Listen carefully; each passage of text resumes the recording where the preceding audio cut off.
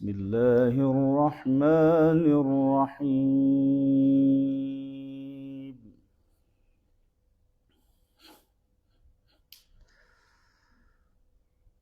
وما خلقنا السماوات والأرض وما بينهما إلا بالحق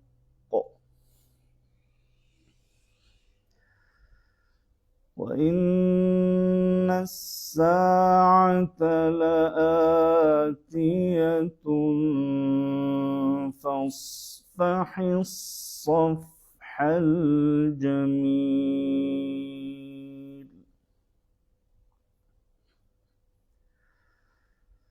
إن ربك هو الخلاق العليم.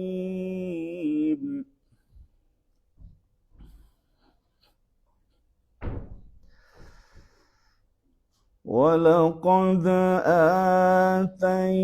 آتيناك 7 من المثاني والقرآن العظيم.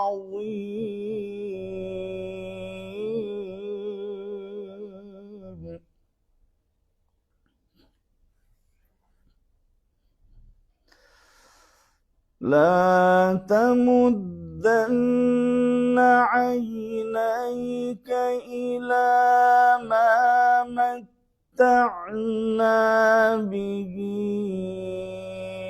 أزواجا منهم ولا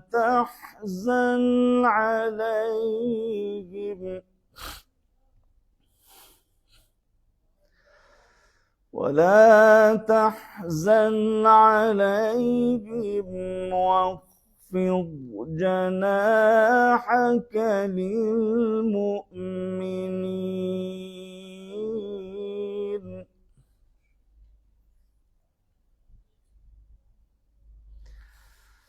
وقل إني أنا النذير المبين.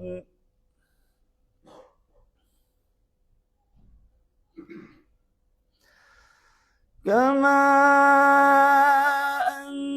أنزلنا على المقتسمين الذين جعلوا القرآن عضين فوربك لنسألنهم أجمعين.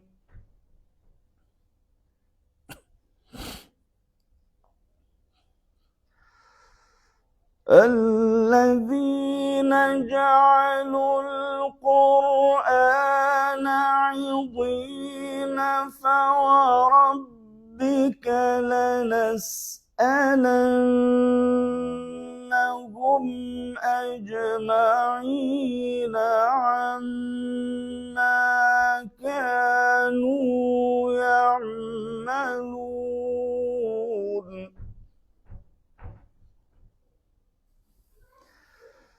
فاصدع بما تؤمر وأعرض عن المشركين.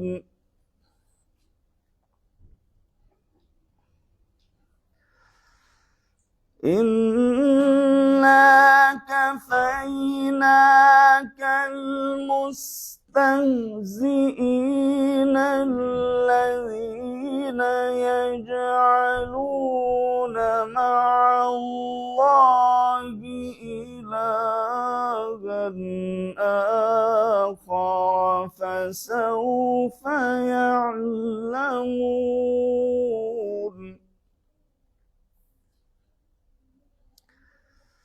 ولقد نعلم أنك يضيق صدرك بما يقولون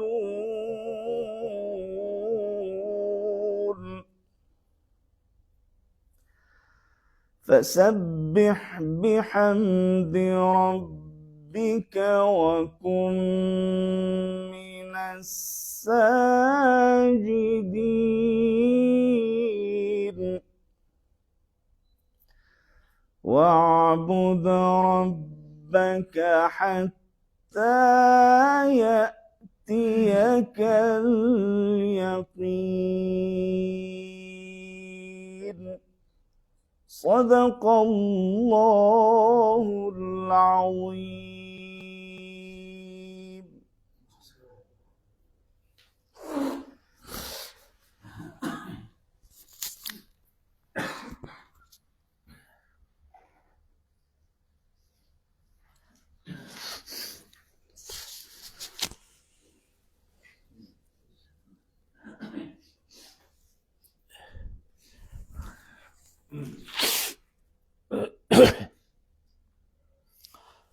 أعوذ بالله من الشيطان الرجيم. بسم الله الرحمن الرحيم.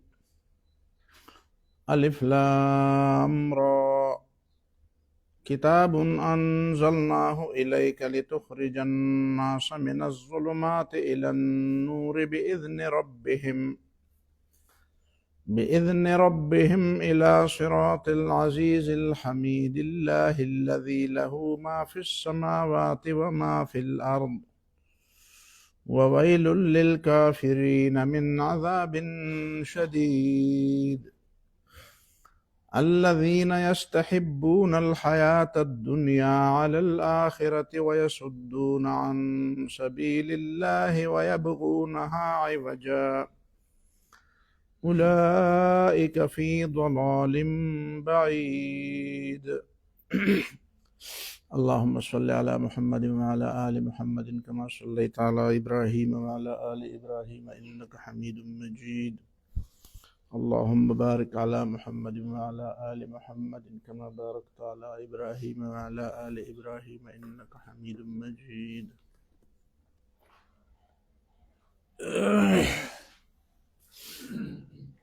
الحمدللہ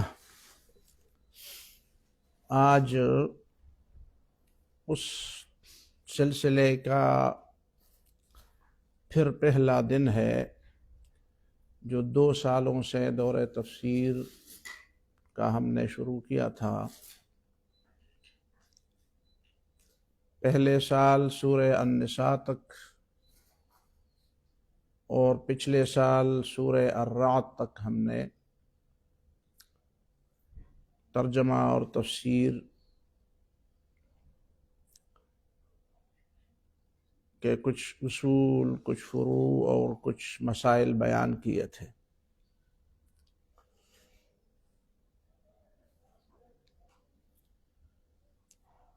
آج سورہ ابراہیم سے شروع کریں گے. اصولی تفسیر اور اصولی علوم القرآن کے حوالے سے جو بحثیں پہلے گزر چکی ہیں ان بحوث کو ذہن میں تازہ رکھنے کی ضرورت ہے، اور ظاہر ہے کہ بار بار ان اصولوں کو تو دہرایا نہیں جا سکتا. وہ باتیں ذہن میں ہوں گی تو آئندہ کی باتوں کو سمجھنا آسان ہوگا اور مفید بھی ہوگا، اور وہ باتیں نظر انداز ہوں گی تو ظاہر ہے کہ پھر وہی فائدہ تو نہیں ہوگا جو ہونا چاہیے. اور جس مقصد کے لیے ہم نے یہ طریقہ اختیار کیا ہے کہ ہر سال ابتدا سے آخر تک تفسیر کرنے کے نام سے کچھ باتیں عرض کرنا اور پھر دوڑ لگانا، اس کے بجائے ہم نے جو یہ طریقہ اختیار کیا ہے اس کا فائدہ تب ہوگا جب وہ گزشتہ مباحث ذہن میں تازہ ہوں گے.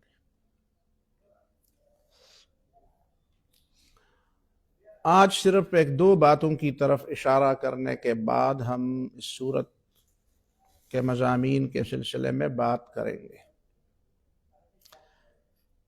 پہلی بات یہ ہے کہ قرآن مجید کی اپنی اصطلاحات ہیں۔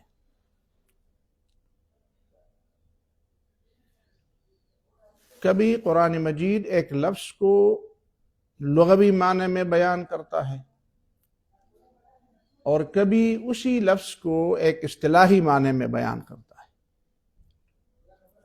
ہر جگہ نہ لغوی معنی مراد ہوتا ہے اور نہ ہر جگہ اصطلاحی معنی مراد ہوتا ہے۔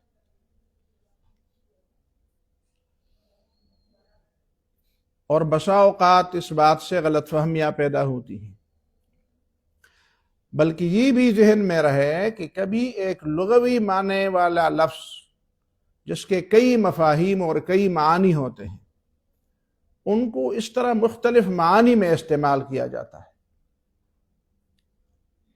مثلا پہلے بھی یہ بات گزر چکی تھی، میں مثال کے طور پر پھر بیان کروں گا کہ سماع کا لفظ ہے۔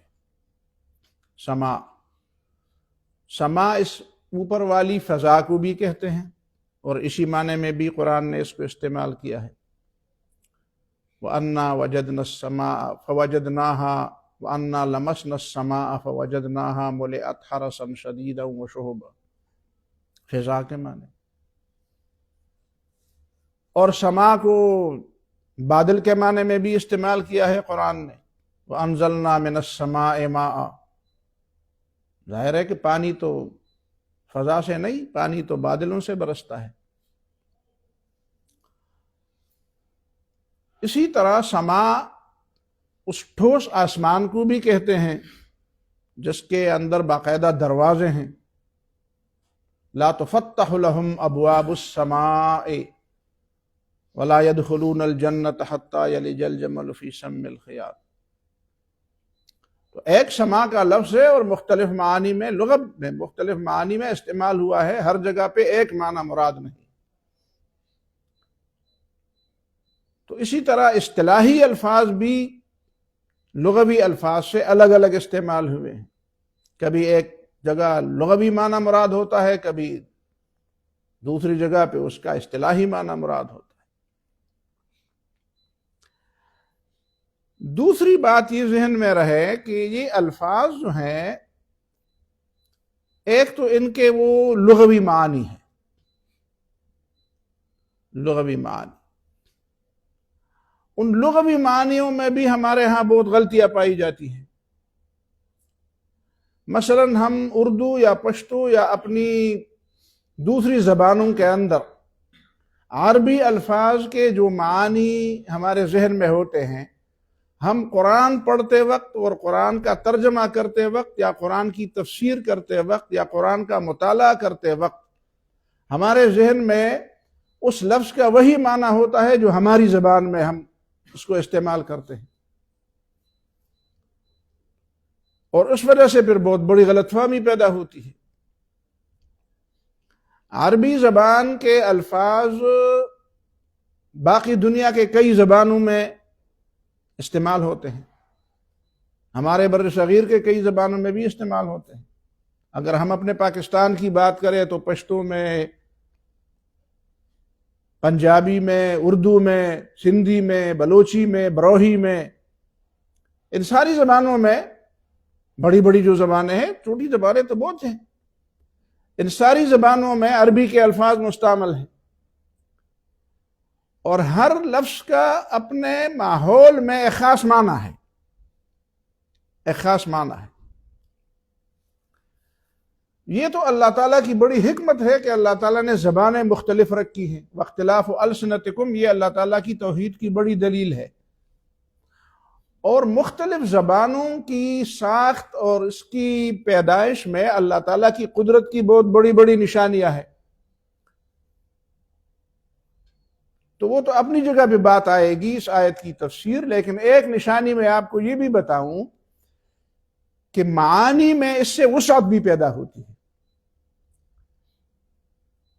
یعنی اگر پوری دنیا کے انسانوں کی ایک زبان ہوتی تو شاید معانی میں اتنی وسعت نہ ہوتی جو کثرت السنا کی وجہ سے زبانوں میں اور مفاہیم میں جو وسعت ہوتی ہے.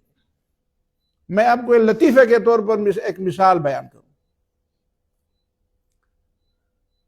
پشتو کا لفظ ہے ناقلارا. اب دیکھیں نا، قلار اصل میں قرار ایک لفظ ہے. اس کے ساتھ ہم نا کا لفظ لگائیں گے، ناقلارا. تو اس کا مطلب یہ ہے کہ ایک بچہ ہے جو مسلسل کچھ نہ کچھ حرکتیں کرتا رہتا ہے، ٹک کر بیٹھتا نہیں ہے، ایک جگہ پہ دل نہیں لگاتا، کبھی ایک طرف ہاتھ مارتا ہے کبھی دوسری طرف ہاتھ مارتا ہے. ہم کہتے ہیں یار دا معشوم ناقلار معشوم. لیکن وہی الفاظ اگر ہم دوسرے انداز سے بیان کر دیں، مثال کے طور پر نا کو بے کر دیں، بے بھی نفی کے لیے آتا ہے، نا بھی نفی کے لیے آتا ہے، اور قلار کو قرار ہی قرار دیں اور ہم اس سے لفظ بنائے بے قرار، تو ہم کہتے ہیں فلان آدمی بڑا بے قرار ہے، یعنی اس کے پاس اطمینان نہیں ہے، وہ بے سکونی کی کیفیت سے گزر رہا ہے، وہ کسی مشکل میں ہے، وہ کسی تکلیف میں ہے. اور وہ بے قراری کی جو کیفیت ہماری سمجھ میں آ جاتی ہے وہ اس ناقلار والی کیفیت سے بالکل الگ ہے. اب اس میں اور کیا فرق ہے سوائے اس کے کہ لغات کا فرق آ گیا ہے، اسٹرکچر کا فرق آ گیا ہے، اصل الفاظ تو ایک ہیں، بے قرار اور ناقرار. اب اگر بے قرار کر دے اور ناقرار کر دے تو پھر وہی معنی نہیں آتا. تو ہر زبان نے اپنی زبان کے الفاظ کو بھی اور دوسری زبان کے الفاظ کو بھی ایک خاص نظم میں پرو کر، ایک خاص ساخت اور ایک خاص فریم میں اس کو بنا کر اس کی ایک خاص شکل بنا دی ہے اور اس کو ایک خاص مفہوم میں استعمال کیا ہے. تو پھر غلطی وہیں پہ آ جاتی ہے کہ جب ہم وہ خاص اپنی زبان والا مفہوم قرآن مجید کے اس لفظ سے بھی لیتے ہیں جو لفظ وہاں پہ استعمال ہوتا ہے. مثلا میں دو الفاظ کی اور وضاحت کر دوں. ایک لفظ ہے صبر. اب صبر ہماری زبان میں کیا ہے؟ صبر ہماری زبان میں کہتے ہیں کہ ایک آدمی جو ہے بے بس ہے. صبر بے بسی کو کہتے ہیں. پشتو میں بھی بے بسی کو کہتے ہیں، اردو میں بھی بے بسی کے معنی میں ہے. ایک گور گران دے خود مڑو ناکام دے، پختو کے صبر تا ناکام. اب کہتے ہیں قبر مشکل جگہ ہے لیکن مردے صبر نہ کرے تو اس کا مطلب یہ ہے کہ وہ نکلنا چاہتا ہے لیکن نکل نہیں سکتا تھا تو پڑا رہا ہے. اب یہ بے بسی کے معنی میں ہے کہ مردے کی بے بسی ہے کہ وہ قبر میں پڑا ہوا ہے، اس کا بس چلے تو وہ تو لات مار کر نکل جائے. اب اسی سے ہمارے ذہن میں صبر کا مفہوم جو ہے وہ بے بسی کے مفہوم کا مترادف بن گیا. حالانکہ قرآن مجید جو ہے وہ صبر کو بے بسی کے معنی میں نہیں لیتا. اسلام کے نزدیک صبر کا مطلب بے بسی نہیں ہے. کیوں؟ اللہ تعالیٰ تو بھی صبر کرتا ہے، تو کیا اللہ تعالیٰ بے بس ہے؟ صبر کا مطلب یہ ہے کہ آپ حکمت کا دامن ہاتھ سے نہ دیں اور اپنے نفس کو ضبط کی باگے ڈالیں، اپنے نفس پر قابو پائیں کہ نفس کبھی آپ سے کوئی ایسا عمل، کوئی ایسا لفظ، کوئی ایسا کام، کوئی ایسا رویہ، کوئی ایسی حرکت سرزد نہ کر دے کہ وہ بے صبری کے خلاف ہو اور حکمت کے خلاف ہو. اب صبر کا مطلب اگر ہم سادہ لفظوں میں نہ تو قرآن صبر ضبط نفس کو کہتا ہے. ضبط نفس، تو ضبط نفس کا مطلب یہ نہیں ہے کہ میں بے بس ہوں. ضبط نفس کا مطلب یہ ہے کہ میں بے بس نہیں ہوں، میں اپنے آپ کو قابو میں رکھتا ہوں. کسی کی اوچھے حرکت، کسی کی غلط حرکت کی وجہ سے میں اچانک غصے میں آ کر میں بھی اسی طرح جاہلانہ حرکت نہیں کر سکتا یا نہیں کرنا چاہتا۔ صبر بہت مشکل کام۔ مشکل کیوں ہے؟ بہت مشکل کام ہے۔ خود پر قابو پانا، دوسرے لوگوں پر قابو پانا تو آسان ہے، اپنے آپ پر قابو پانا، اور اس سے بھی مشکل کام پھر ایک قدم آگے ہے۔ اپنے آپ پر قابو پانے کا مطلب کیا ہے؟ پھر اپنا آپ کس کے حوالے کرنا؟ یہ اگر ہم روزے کے حوالے سے کہہ دیں کہ روزہ کیا ہے؟ حبس النفس ہے، تو وہ ایک روزے کا مطلب بھی صبر ہے۔ تو حبس النفس تو لوگوں میں روزے کے بغیر بھی ہو سکتا ہے۔ کچھ تاریخ کے بڑے ایسے لوگ گزرے ہیں جنہوں نے اپنے آپ پر قابو پایا ہے، جو بڑا ضبط نفس والے تھے، وہ اپنے آپ پر قابو رکھتے تھے، لیکن انہوں نے اپنے آپ کی باگیں خود اپنے ہاتھ میں بھی رکھی کہ جب بھی وہ چاہے اپنے نفس کی باگیں کھینچ لیں اور جب بھی چاہے تو اپنے نفس کی باگیں ڈھیلی چھوڑ دیں، ان کی مرضی۔ اب اسلام میں جو صبر ہے وہ اس سے قدم آگے ہے۔ وہ کیا ہے؟ وہ ہے کہ آپ اپنے نفس پر قابو بھی پا لیں، ضبط نفس بھی کر لیں، لیکن ضبط نفس کے بعد آپ اپنے نفس کی باگیں شریعت کے ہاتھ میں دے دیں، اسلام کے ہاتھ میں دے دیں۔ ورنہ ضبط نفس تو وہ بھی ہے جو چاہتا ہے کہ اپنے آپ کو قابو میں رکھے، اور پھر جب چاہتا ہے کہ اپنے قابو میں نہ رکھے تو وہ بند ٹوٹ جاتا ہے۔ وہ کہتے ہیں میری اپنی مرضی، جس طرح ٹرمپ کہتا ہے کہ میرا اخلاق میری مرضی، کیا میرا اپنا اخلاقی نظام اپنا چاہوں تو 12-13 سال کی بچیوں سے کھیلوں اور ان کے جسم سے فائدہ اٹھاؤں، اور چاہوں تو ان کا گوشت کھاؤں۔ یہ ان کے اخلاقیات، کہتے ہیں میرے اخلاقیات۔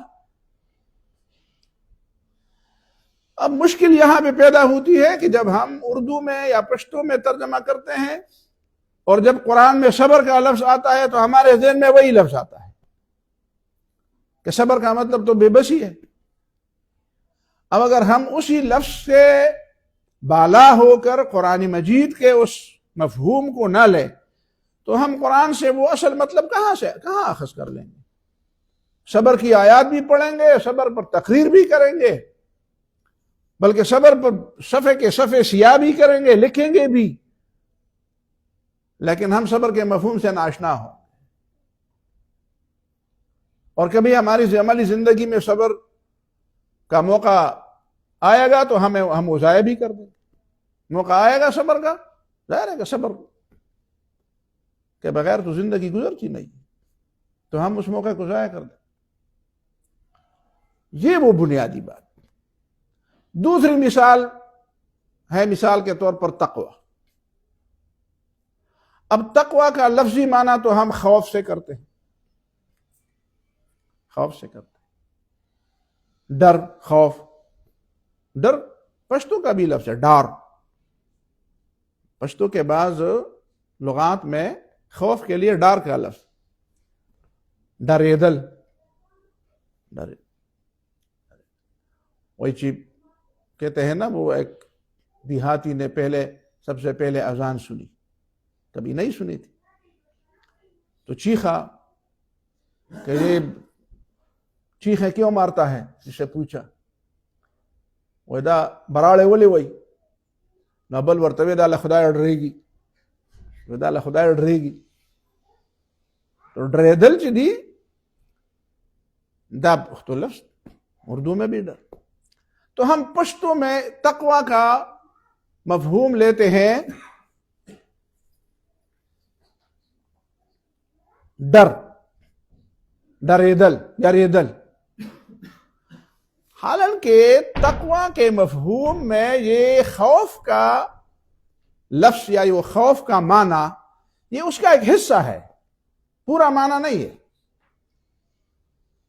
خوف جو ہے وہ تقوی کے معنی کا ایک حصہ ہے، اور اسی سے میں ایک بات آگے بڑھانا چاہتا ہوں کہ ذہن میں یہ بات آ جائے، یہ اس کا ایک حصہ ہے۔ اصل تقوی کا مفہوم کیا ہے؟ اصل تقوی کا مفہوم یہ ہے کہ آدمی پر آخرت کی جواب دہی کا تصور غالب ہو، اور آخرت کی جواب دہی کے تصور کے تحت وہ اپنی زندگی اور اپنے رویے اور اپنے عمل کو انتہائی درجہ احتیاط کے ساتھ برتے، حزم اور احتیاط کے ساتھ۔ یہ ہے اصل میں تقوی کا مفہوم۔ تو تقوی کے مفہوم میں دو باتیں شامل ہوئی۔ ایک یہ ہے کہ آپ کی زندگی جو ہے وہ انتہائی درجہ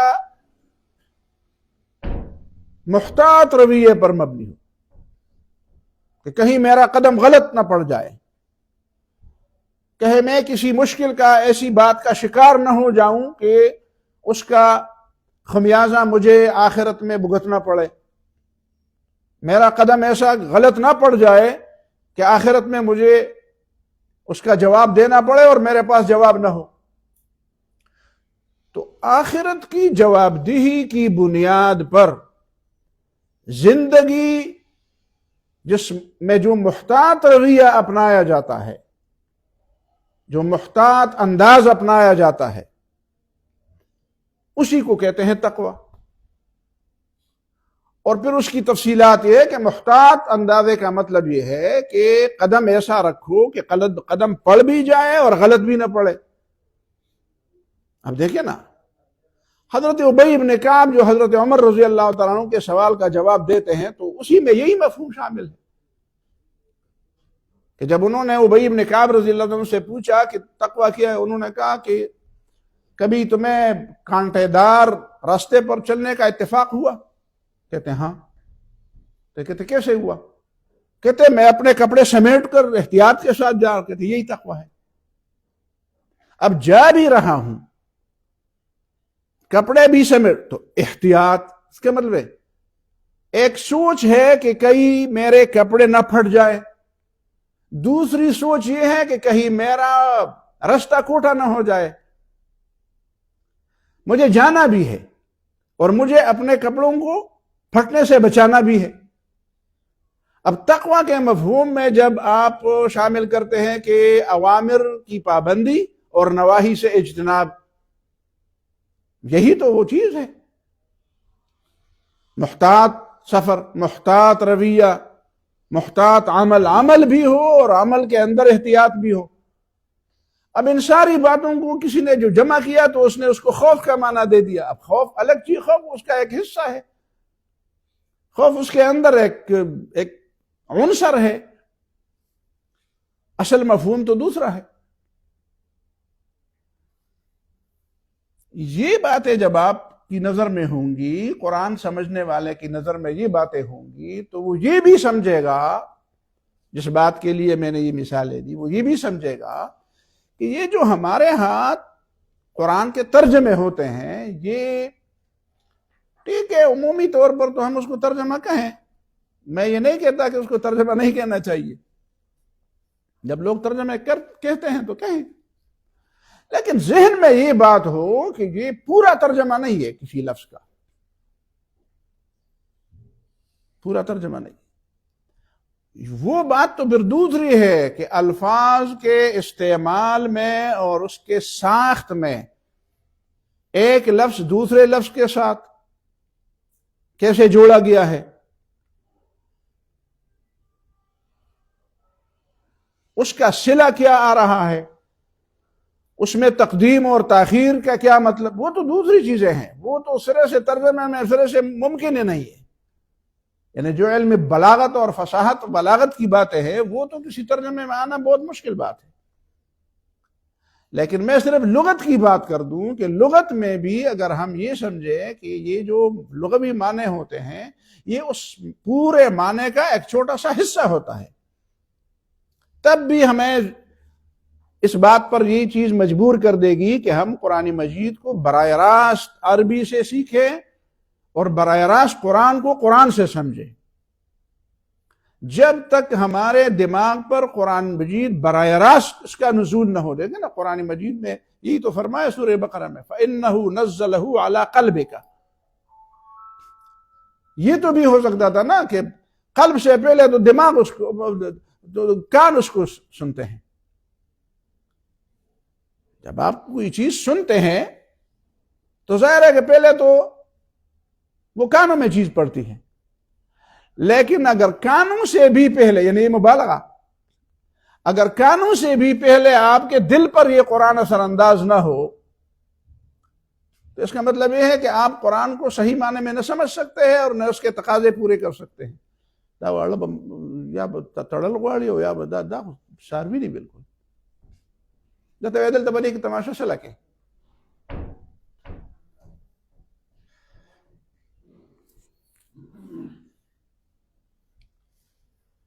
تو یہ بنیادی بات ہے کہ قرآن مجید کا جو اعجازی شان ہے اور جو دلوں پر براہ راست اثر کرنے والی بات ہے وہ تو معنی کے فہم کے بعد کی بات ہے. معنی کوئی سمجھے گا تو اس کی سمجھ میں یہ بات آئے گی کہ اس کے معنی کے اندر مزید کیا کیا باتیں ہیں، متعلقات کیا ہے اس معنی کے، اور اس معنی کو کس خوبی کے ساتھ بیان کیا گیا ہے. لہذا یہ بات بھی ذہن میں رہے کہ جو ہم ترجمے کرتے ہیں یہ تفسیر کی ضرورت کیوں پڑتی ہے. تفسیر کی ضرورت اسی لیے تو پڑتی ہے کہ صرف ترجمے میں وہ بات مکمل طور پر ذہن میں نہیں آتی، اور تفسیر میں بھی بات پوری طرح سمجھ تو آ جاتی ہے لیکن دل پر اثر تب کرے گی بات جب براہ راست آپ اس کو سمجھے. گویا کہ ترجمہ، تفسیر، یہ دورہ، یہ کسی سے پڑھنا، یہ گویا کہ ایک کھڑکی ہے علوم قرآن کے میدان میں داخل ہونے کے لیے. یہ پوری بات نہیں ہے کہ آپ نے یہ سمجھا کہ میں نے 10 دفعہ تفسیر پڑھ لیا تو بس اس کا مطلب میں قرآن کا ماہر ہو گیا. کچھ لوگ تو ایک دفعہ صرف ترجمہ، لفظی ترجمہ پڑھتے پھر کہتے ہیں بس میں ترجمہ کر ماتا پتہ. اسی لیے تو زندگی میں وہ انقلاب نہیں آتے، اسی لیے تو انسانوں پر وہ اثرات نہیں پڑتے، ان کی زندگی میں وہ اثرات نہیں پڑتے کہ لوگ آدھی چیز کو پوری چیز سمجھتے ہیں، آدھی بات کو پوری بات سمجھتے ہیں. یہ 2 مثالیں اس بات کے لیے کافی ہیں کہ ہم اس بات پہ غور کریں کہ قرآن مجید کو اس انداز سے سمجھنا، اس انداز سے پڑھنا کہ وہ دلوں پر براہ راست اثر ڈالے اور زندگیوں کو بدل دے، جان کو بدل دے، روح کو بدل دے، دل و دماغ کو بدل دے. اس کے لیے صرف ترجمے اور تفسیروں کا پڑھنا یا سمجھنا یہ ایک دروازہ تو ہو سکتا ہے لیکن یہ پوری بات نہیں. اور یہی وہ سوال ہے اور اس کا جواب ہے. سید قطب شہید رحمہ اللہ سے ایک سوال پوچھا گیا تھا کہ دیکھیں قرآن تو وہی ہے، حدیث بھی وہی ہے، لیکن جب نبی صلی اللہ علیہ وسلم کے زمانے میں جو لوگ تیار ہوئے تھے وہ لوگ اب کیوں تیار نہیں ہوتے؟ تو اس کا جواب یہ تو نہیں ہے کہ اس زمانے میں چونکہ رسول صلی اللہ علیہ وسلم کی صحبت تھی اسی لیے. ٹھیک ہے، رسول اللہ علیہ وسلم کی صحبت کا بہت بڑا اثر ہے، اس میں کسی کو اختلاف نہیں ہے، لیکن اگر رسول اللہ صلی اللہ علیہ وسلم کی صحبت اس اثرات کے لیے اور اس فکر کے لیے شرط تھی تو پھر ہم سے تو وہ مطلوب نہیں ہے پھر، اس لیے کہ اب تو رسول اللہ صلی اللہ علیہ وسلم بذات خود موجود نہیں ہے، وفات پا چکے ہیں. لیکن مطالبہ تو اب بھی ہم سے ہے.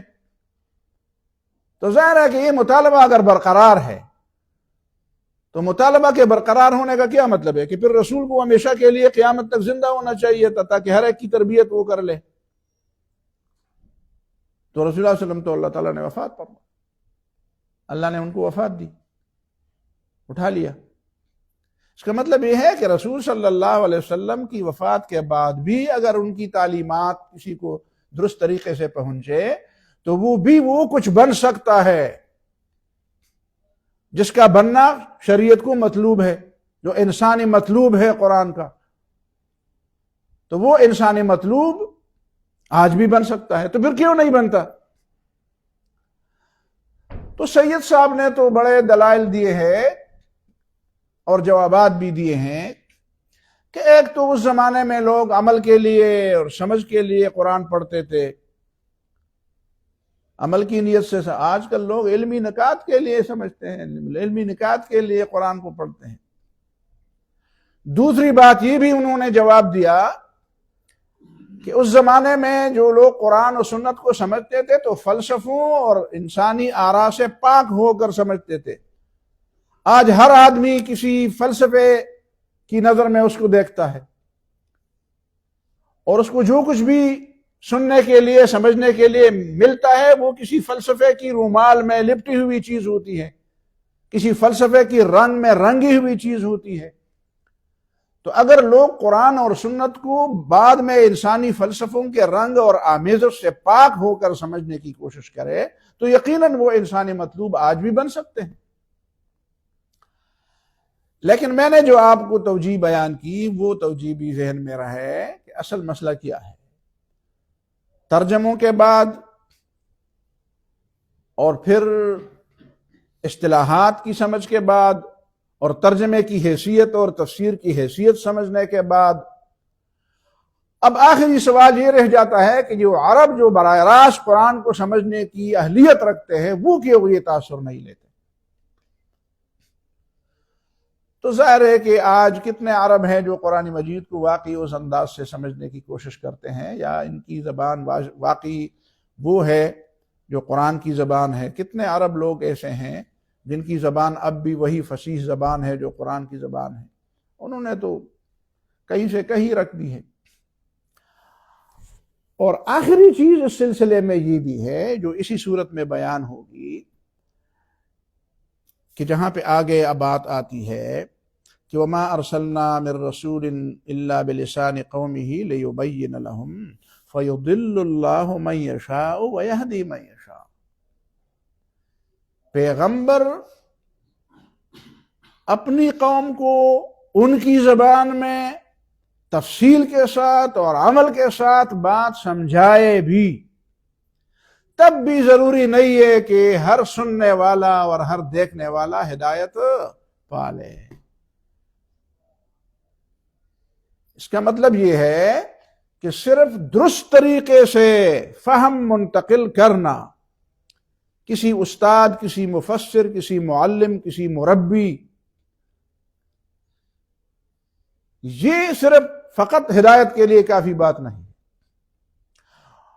اور اس طرف سے بات کر دے تو یہ بھی ہے کہ ہدایت نہ ہونے کی بنیادی وجہ صرف یہ نہیں ہے کہ اسے درست طریقے سے اس کے سامنے بات نہیں رکھی گئی ہے، بلکہ بنیادی بات یہ ہے کہ اللہ تعالیٰ کے نزدیک جو علیم بکل شیء و علیم بذات الصدور ہے، اللہ تعالیٰ نے کسی کو ہدایت دینا اپنے اختیار میں رکھا ہے. نہ اس کو فصیح و بلیغ تقریر کے ساتھ مشروط کیا ہے، نہ فصیح و بلیغ مقرر کے ساتھ، نہ فصیح و بلیغ بیان کے ساتھ، اور نہ سمجھانے کے تمام شرائط کے ساتھ. سمجھانے کے بھی شرائط موجود ہوں، فہم کے بھی سارے شرائط موجود ہوں، لیکن ہدایت کی توفیق اللہ تعالیٰ نے اپنے ہاتھ میں رکھی ہے، اور وہ جانتا ہے کہ کس کو ہدایت دینی ہے اور کس کو ہدایت نہیں دینی ہے. گویا کہ انسان اس سب کے باوجود کہ اس کو بہت کچھ اختیارات دیے گئے ہیں، ہدایت و دلالت کا اختیارات پھر بھی اللہ تعالیٰ نے اپنے پاس رکھا ہے، اپنے ہاتھ میں رکھا ہے. انک لا تہدی من احببت ولکن اللہ یہدی من یشاء. اللہ تعالیٰ ہی جانتا ہے، وہو اعلم بالمہتدین. اللہ ہی جانتا ہے کس کو ہدایت دینی ہے، کس کو ہدایت نہیں دینی. اب یہ بات کہ اللہ تعالیٰ چاہتا ہے کسی کو ہدایت دیتا ہے کسی کو نہیں دیتا، تو کیا یہ کوئی اندھادھند بات ہے؟ نہیں، اندھادھند بات نہیں.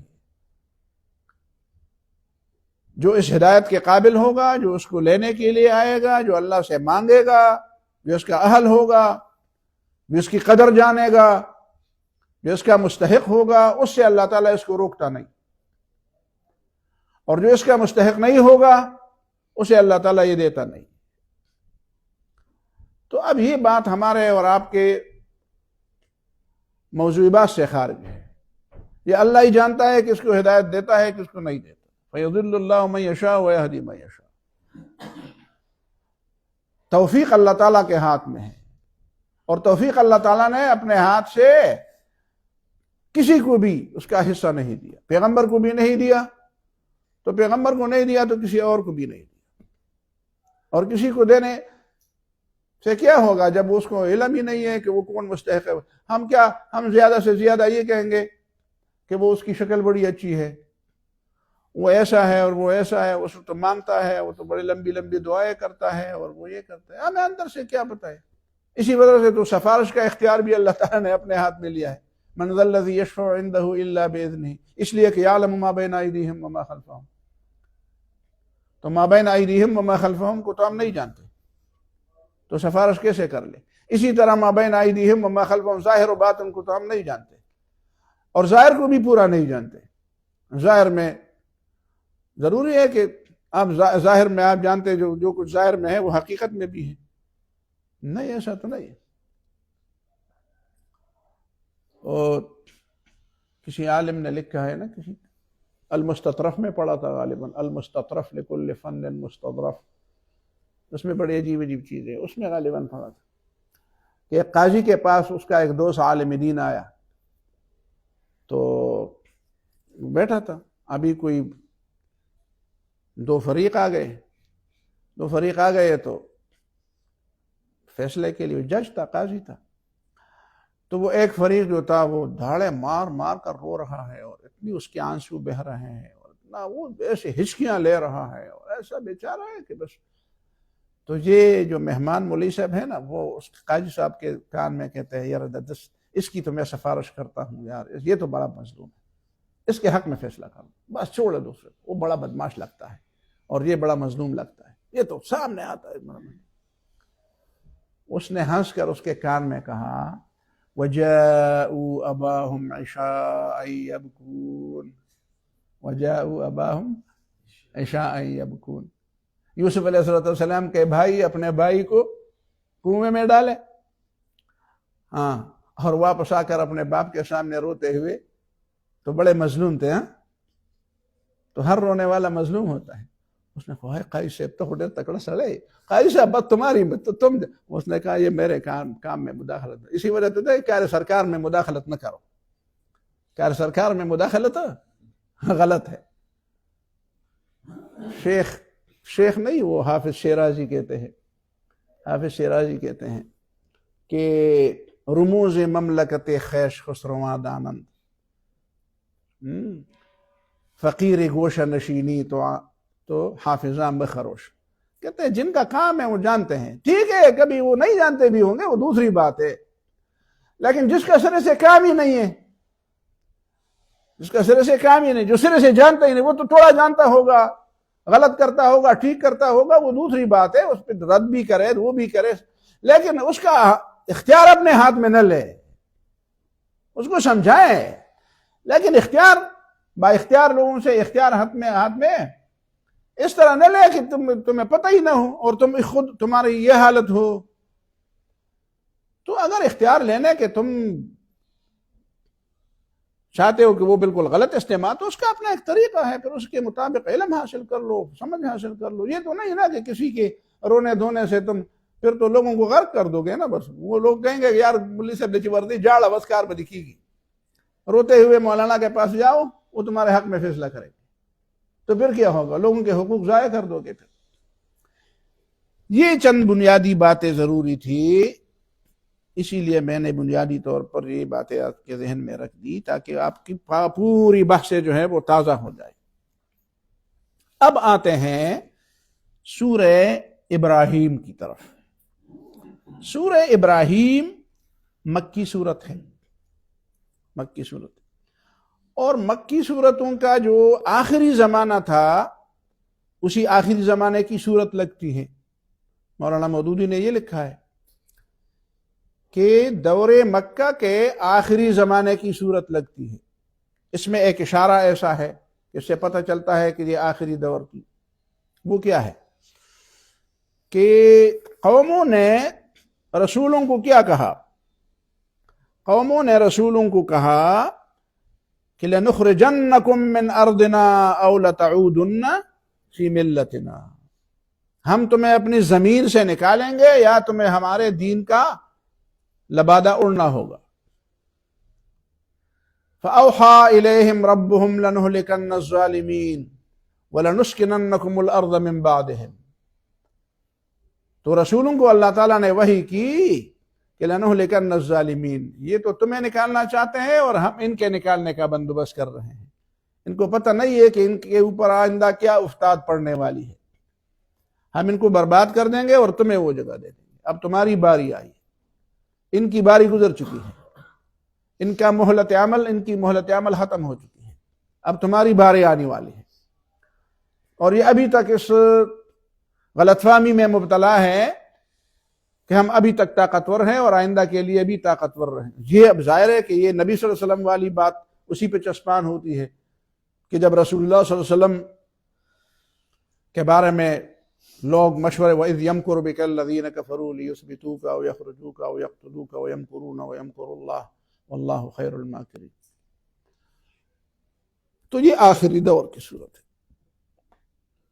اس صورت کا اور اس سے پہلے والے صورت سورہ الرعد کا مضمون تقریباً لوگوں کے نزدیک ایک ہے۔ لوگوں کے نزدیک میں نے اسی لیے کہا کہ میں یہاں پہ آپ کو اپنی ایک بات بتا رہا ہوں۔ 3 قسم کی باتیں اس صورت کے مضامین کے بارے میں ہیں۔ پہلی بات اس صورت کے مضامین کے بارے میں یہ ہے کہ یہ مکی صورت ہے اور مکی دور کے آخری صورتوں والی، آخری زمانے والی صورت ہے۔ اور جس طرح مکے والی صورتوں میں 3 بنیادی مضامین ہوتے تھے لیکن ان کا انداز ہر صورت میں مختلف ہوتا تھا، توحید، رسالت اور آخرت کی بات۔ اس صورت میں بھی توحید، رسالت اور آخرت کی بات ہے لیکن انداز ہر صورت کا الگ الگ ہے۔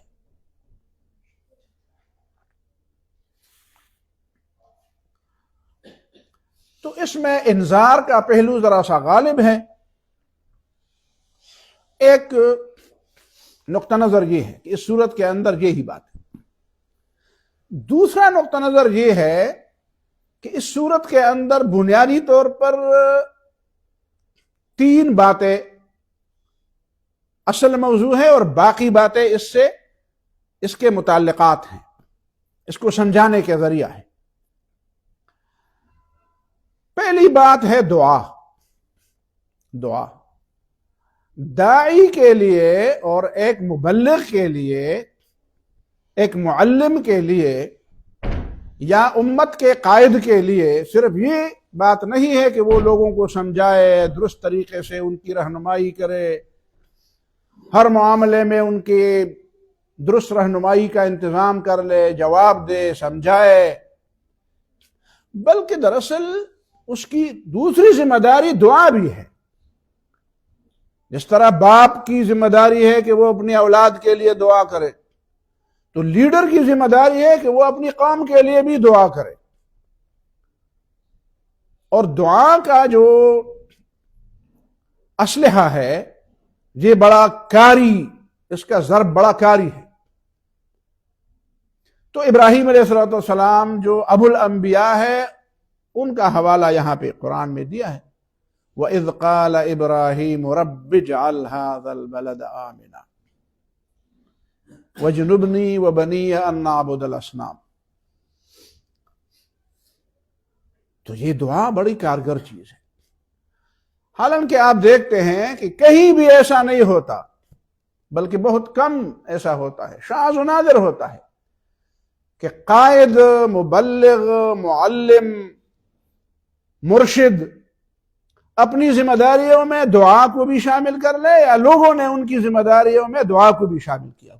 بڑا اچھا نقطہ ہے کہ دیکھیں ابراہیم علیہ السلام دعا کر، بیت اللہ بناتے ہیں تب بھی دعا کرتے ہیں، بچے کو وہاں پہ بے آب و گیا صحرا میں چھوڑتے ہیں تب بھی دعا کرتے ہیں، نعمت ملتی ہے تب بھی دعا کرتے ہیں۔ الحمدللہ الذی وہب لی علی الکبر اسماعیل واسحاق۔ ماں باپ کے لیے بھی دعا کرتے ہیں، پوری امت کے لیے دعا کرتے ہیں۔ تو جو مرشد ہوتا ہے، معلم ہوتا ہے، ان کی ذمہ داریوں میں دعا بڑی بنیادی چیز ہے۔ پہلی بات ہو۔ دوسری بات اس صورت کے اندر جو مضمون بنیادی مضمون ہے، وہ بنیادی مضمون کیا ہے؟ وہ ہے کہ آدمی اپنی اولاد کی تربیت کرے، اپنے قریبی لوگوں کی تربیت پر زیادہ توجہ دے، قریبی لوگوں پر زیادہ توجہ دے، یعنی صرف ان پر انحصار نہ کرے، لیکن زیادہ اہمیت اور زیادہ توجہ اپنے بال بچوں پر دے، اپنے اولاد پر دے، اپنی اولاد پر زیادہ دے۔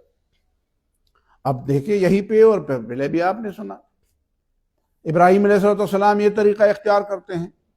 پھر ابراہیم علیہ السلام کی اولاد میں حضرت یعقوب علیہ السلام کی بات قرآن نے کیسے نوٹ کی کہ وہ اپنے اولاد کی تربیت کے بارے میں کیسے، اور جب دنیا سے جا رہے ہیں تو اپنے بچوں کا باقاعدہ امتحان لیتے ہیں کہ اب تو بتاؤ، اب تو میں تو جا رہا ہوں، ما تعبدون من بعدی۔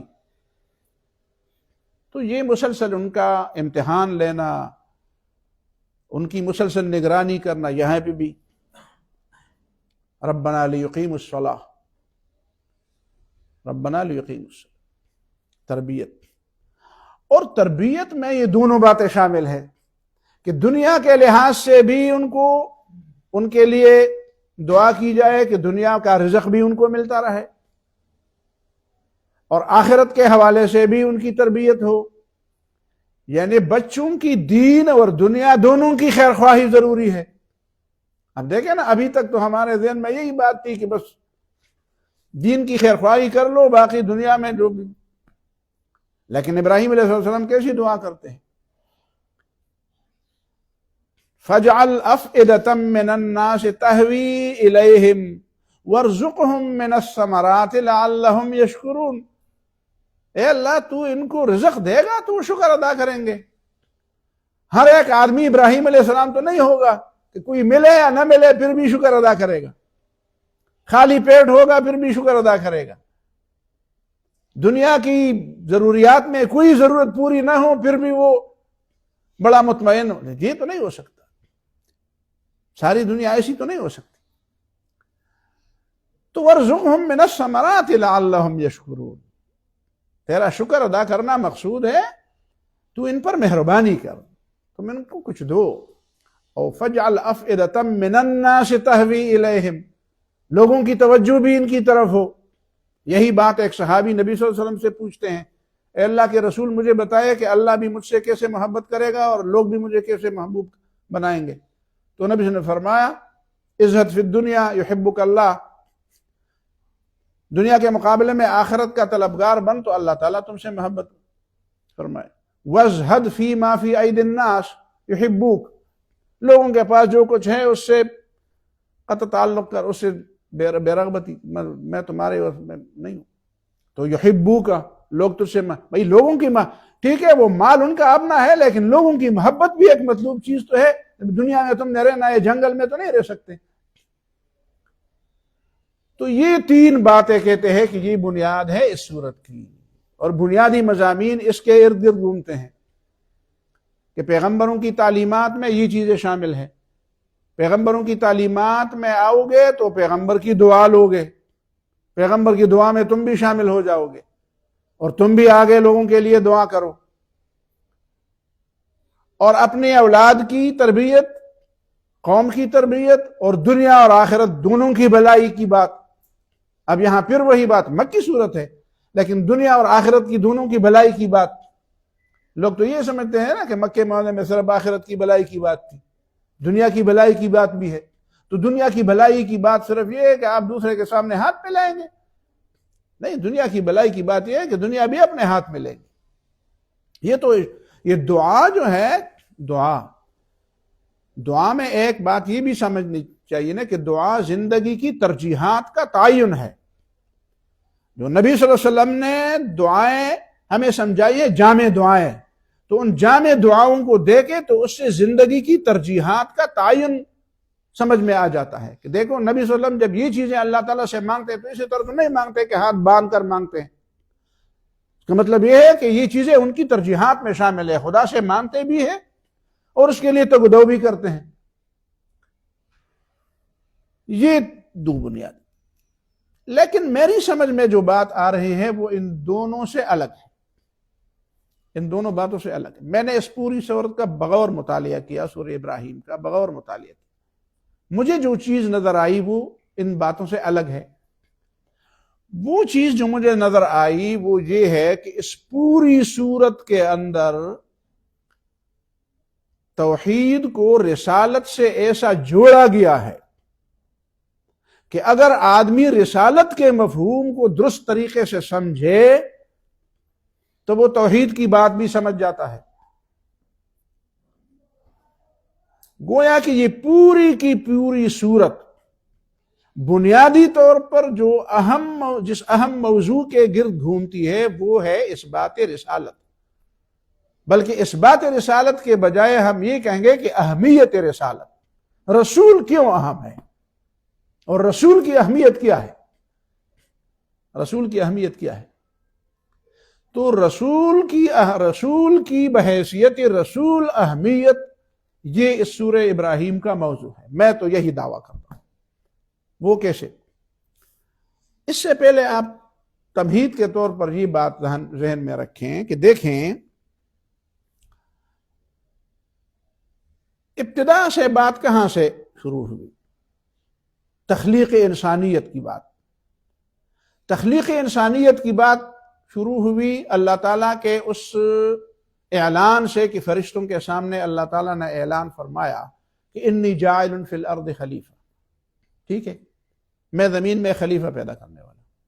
خلیفہ، اب خلیفہ کا لفظ اس پہ پوری تشریح پہلے گزر چکی ہے، بہت بڑی بڑی تشریحات گزر چکی ہیں۔ اب خلیفہ کے مفہوم میں تو یہ ہے کہ میں اسے اختیارات دوں گا، زمین پر اس کو اختیارات ملیں گے، لیکن یہ اختیارات میرے دیے ہوئے ہوں گے، اس کے ذاتی نہیں ہوں گے، اور میں پھر ان اختیارات کے بارے میں ان سے پوچھوں گا، اس کو ریکال کروں گا، واپس بلاؤں گا، اور واپس بلانے کے بعد میں دیکھوں گا کہ اس نے اس اختیارات کو کیسے استعمال کیا، میرے دیے ہوئے اختیارات کو کیسے استعمال کیا۔ اور جب میں اس کو خلیفہ بناتا ہوں تو میرے تک پہنچنے کا ذریعہ وہی ہوگا۔ وَإِن تُطِيعُوهُ تَهْتَدُوا، پیغمبر کا اتباع ہی اللہ تک پہنچنے کا ذریعہ ہے۔ اب جب یہ بات ہو گئی تو پھر اس بات کو تازہ کر لے ذہن میں کہ سب کو حکم دیا گیا کہ جب میں اس میں روح پھونک دوں تو تم نے اس کے سامنے سجدہ کرنا ہے۔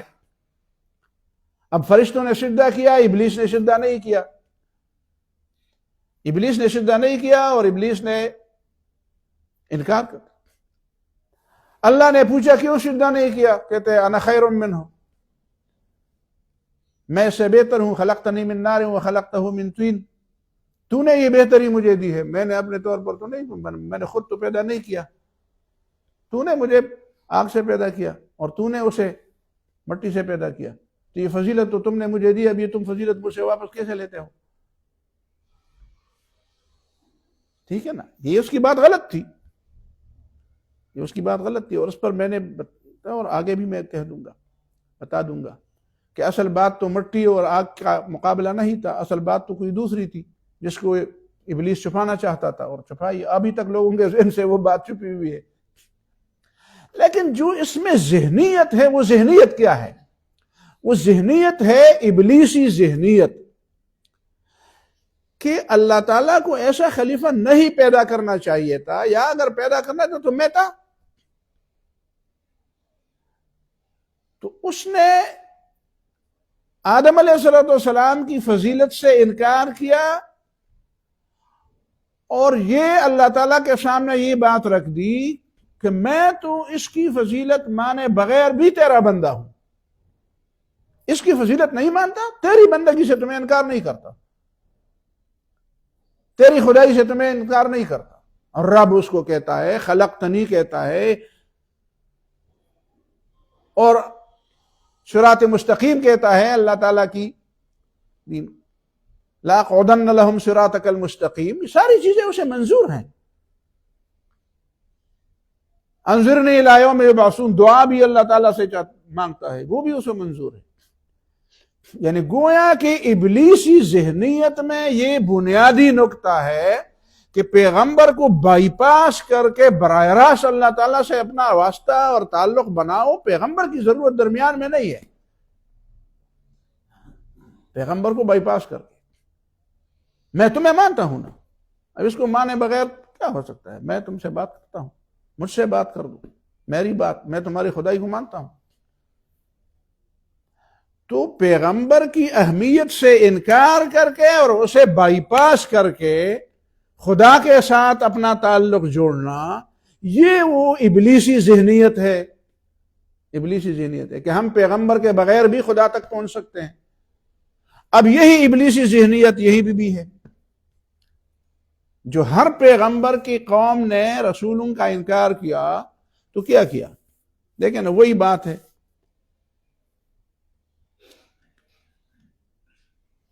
جاءتهم رسلهم بالبينات فردوا أيديهم في أفواههم وقالوا إنا كفرنا بما أرسلتم به وإنا لفي شك مما تدعوننا إليه مريب. قالت رسلهم أفي الله شك فاطر السماوات والأرض. آگے پھر بات کیا ہے، اس بات کو سمجھنے کے لیے بہت بڑی اس کی ضرورت ہے. یہ ایسی سادہ باتیں نہیں ہے جس کو لوگ بس تو سادہ انداز سے لیتے. بڑی سادہ باتیں نہیں ہے، بہت گہری باتیں.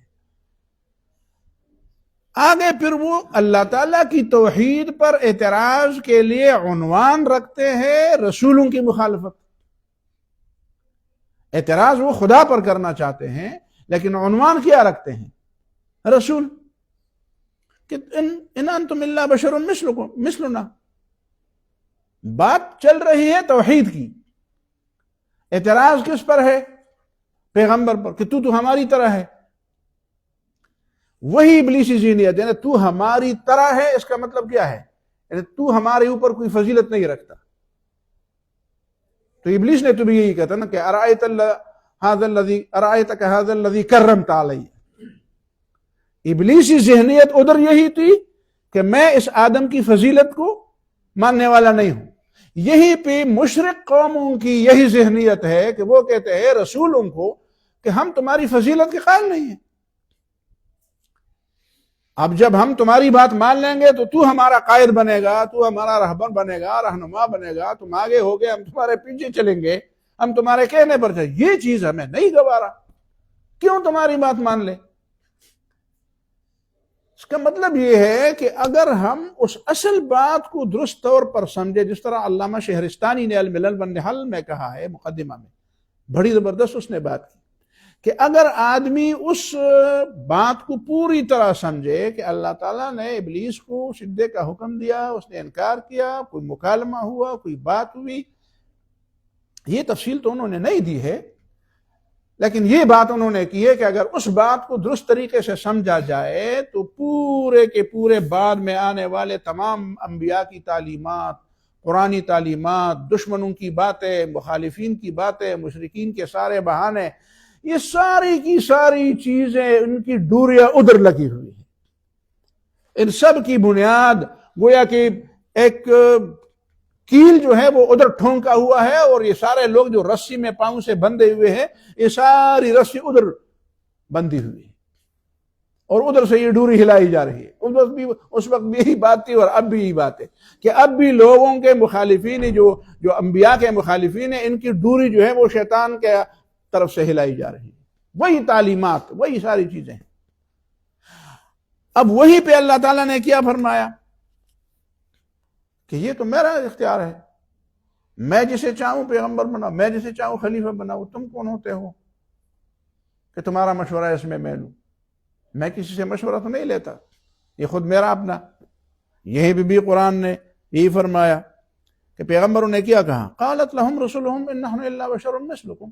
یہ تو ٹھیک ہے، ولیکن اللہ یمن علی من یشاء من عبادہ.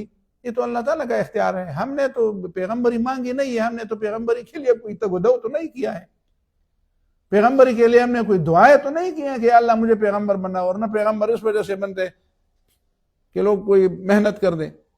وہ کچھ لوگ کہتے ہیں نا ویدا پیغمبران دا می محنت کرے دے تجزان سکے نو تب پیغمبر سے سمرا محنت بتاؤ کہ تو پیغمبر تو پیغمبری پر محنت ملاوی. دا شیطانی سوچ، یہ شیطانی سوچ ہے. قرآن یہی کہتا ہے پیغمبروں کی زبانی، جس طرح اللہ تعالیٰ نے آدم علیہ السلام کو فضیلت بخشی، کیوں بخشی؟ بس بخشی، اس کی مرضی ہے کہ آدم کو فضیلت بخشی۔ آپ نے تو یہ سمجھا ہے پہلے علماء سے تفسیروں میں کتابوں میں کہ اللہ تعالیٰ نے آدم علیہ السلام کو فضیلت اس لیے بخشی کہ اس کے پاس علم تھا۔ بھائی علم تو بعد میں آ گیا، وعلم آدم الاسماء تو بعد میں ہے، وہ تو پیدائش کے وقت ہی پہلے کہ فَإِذَا سَوَّيْتُهُ وَنَفَخْتُ فِيهِ مِن رُوحِي فَقَعُوا فوراً جب اس میں روح ڈالوں فوراً سجدہ کرنا۔ اس وقت اس پاس علم کی کون سی بات تھی؟ بس یہ وَلَكِنَّ اللَّهَ يَمُنُّ عَلَى مَن يَشَاءُ مِنْ عِبَادِهِ، یہ باتیں ایسی نہیں ہے کہ کوئی اس کو کوئی اور پھر اللہ تعالیٰ سے تم یہ توقع رکھتے ہو کہ وہ ہمیں اسی طرح سمجھائے کہ اچھا اس میں یہ بات تھی، وہ تم اتنی بڑی چیز ہو کہ تمہیں مطمئن کرنے کے لیے اللہ تعالیٰ جی کہ میں نے اس لیے فضیلت دی اور اس لیے وہ بات کی حاکمانہ جواب ہے۔ خدا ہے، وہ رب ہے، وہ حاکم اعلیٰ ہے، وہ رب ہے۔ بس وہ کہتے ہیں میری مرضی، میرا اختیار ہے۔ رب وہی ہوتا ہے، وہ ساورن ہے، وہ حاکم اعلیٰ ہے۔ یہ بات پوری کی پوری اس پوری صورت میں گھومتے، اور میں آپ کو بتاؤں گا ایک ایک واقعے کے بارے میں۔ آگے پھر شیطان کیا کہتے ہیں، دیکھو نا، میں مثال کے طور پر اگر آپ کے ذہن میں کوئی بات ہو کہ کیسے یہ بات، تو آگے دوسرے رکوع میں دیکھیں، آیت نمبر کون سی ہے؟ 21-22۔ وقال الشیطان لما قضی الامر ان اللہ وعدکم وعد الحق ووعدتکم فاخلفتکم۔ اب دیکھیں شیطان کی بات، شیطان جہنم میں کیا کہے گا؟ ان اللہ وعدکم وعد الحق ووعدتکم فاخلفتکم۔ یہاں پہ بھی وہ اصل بات کو چھپا رہا ہے۔ شیطان کی سازشوں کو سمجھے، شیطان کی سازشوں کو سمجھے۔ ادھر بھی اس نے سازش کی کہ خلقتنی من نار وخلقتہ من طین، اصل بات کو چھپایا کہ اصل بات تو یہ تھی فَإِذَا وَنَفَخْتُ فِيهِ مِن رُوحِي فَقَعُوا لَهُ سَاجِدِينَ، صرف مٹی کے سامنے سجدہ تو نہیں ہے۔ اور اس نے لوگوں بات کو مٹی اور آگ کی بحث میں الجھا دیا، ابھی تک الجھی ہوئی، وہ بات ہی سرے سے غائب ہو گئی کہ سجدے کا حکم روح ڈالنے کے بعد تھا، مٹی کو تو نہیں تھا، صرف مٹی کا تو پہلے بن گیا تھا، جب تک روح نہیں تھی تو سجدے کا حکم نہیں تھا۔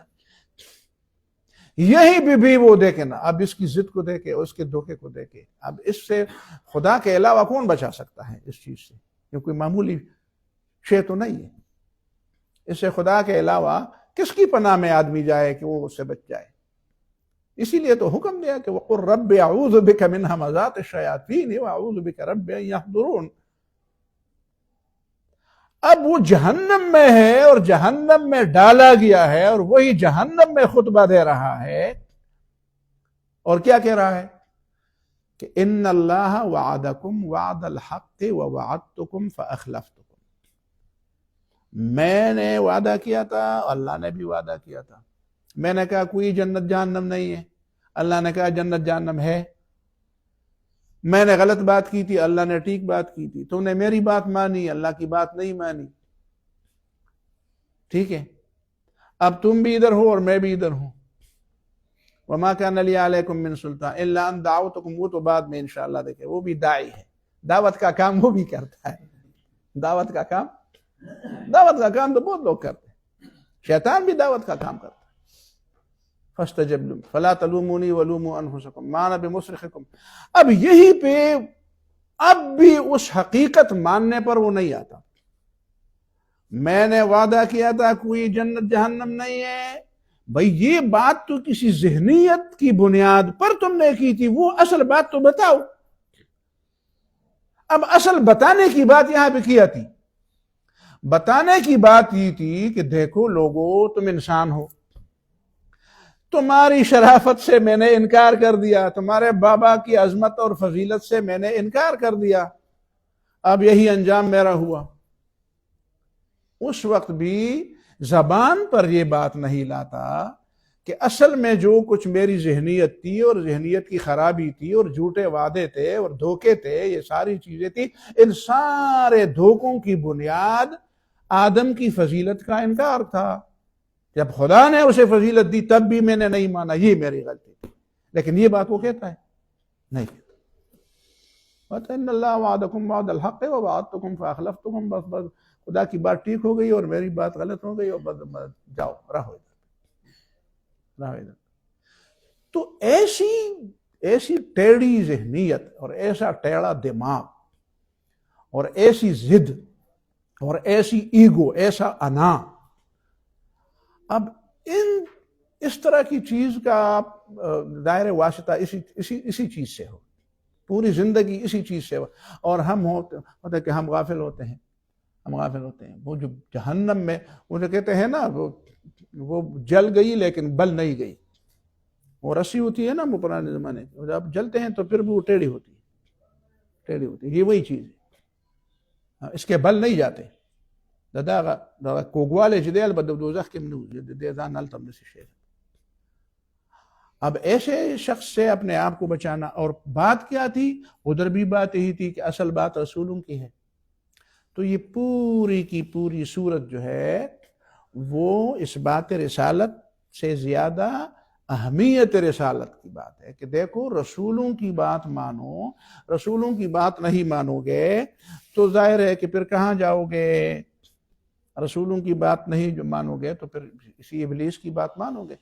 اس کا مطلب یہ ہے کہ رسول کی اہمیت کو نہ سمجھنا حقیقت میں شیطان کے گود میں جا کر بیٹھنا ہے۔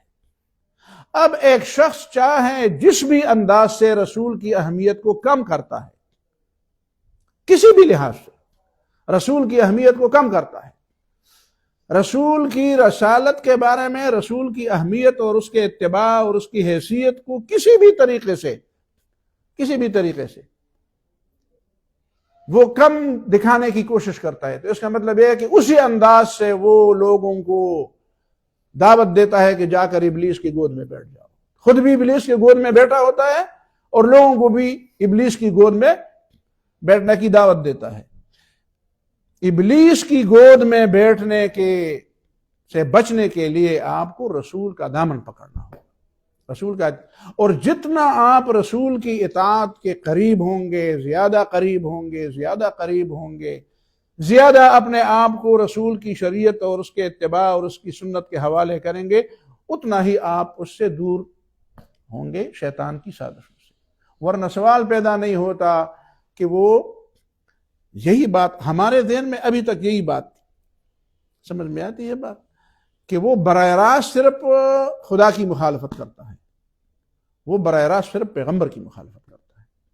خدا کی مخالفت کا وہ حصہ اس کے ذہن میں ہے رسول کی، کہ خدا نے اس کو کیوں منتخب کر دیا، خدا نے اس رسول کو کیوں رسول، اور یہی بات مشرک قومیں بھی کہتی ہیں، یہی بات سارے انبیاء کے جو مخالفین ہیں وہی بھی یہ بات کرتے ہیں کہ اللہ تعالیٰ نے تمہیں، مکے والوں نے بھی کہا لولا انزل ھذا القرآن علی رجل من القریتین عظیم، بڑے لوگ تو ہم ہیں، بڑے لوگ تو طائف میں ہیں، ہمیں کیوں نہ پیغمبر بنایا گیا؟ تمہارے اندر کیا ہے؟ تم تو بشر ہو، تمہارے اندر تم تو یاکلوا کما یاکلون کیا ہے ویمشون فی الاسواق ما لہذا الرسول یاکل الطعام ویمشی فی الاسواق، سمجھ میں آتے ہیں بس لولا انزل علیہ ملک۔